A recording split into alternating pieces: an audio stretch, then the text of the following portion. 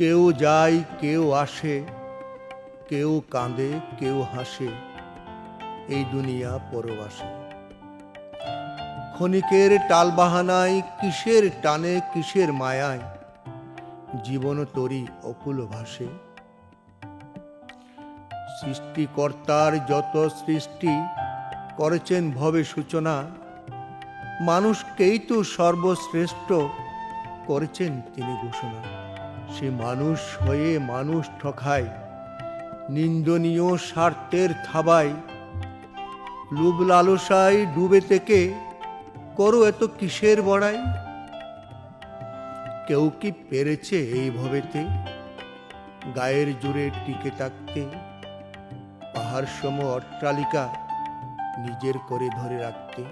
কেউ কি আছে ভবে এমন, আগাম বলে দিবে কখন ফুরাবে তোমার সব আয়োজন, মৃত্যু ঘণ্টা বাঁচবে যখন। অস্তিত্বহীন এই পৃথিবী শূন্যই বাসছে সদা ছবি, সেটাই করছি তুমি আমি অস্তিত্বের কারাগারে। মাটির দেহের মিছে মায়া মিছে এই সংসার, চোখ বুঝিলেই সরে যাবে কেউ রবে না আর। কফিন কাফন চিতা যুগে মাটির দেহ মাটি হবে, তবে কেন পাপ দরিয়ায় সত্য ডুবে মিথ্যে হাসে। পুণ্য জীবন শূন্য করে রঙের মহল গড়ে, শেষ যাত্রায় যেতে হবে অন্যের কাঁধে চড়ে।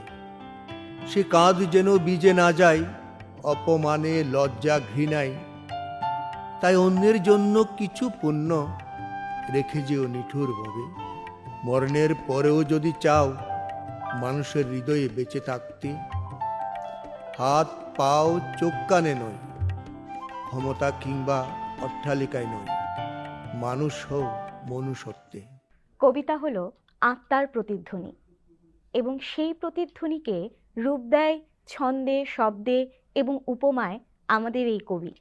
কবিতায় আমাদের মনে জাগিয়ে তোলে মানুষ হওয়ার মানবিক গুণাবলীর মাধ্যমে কোমলতা।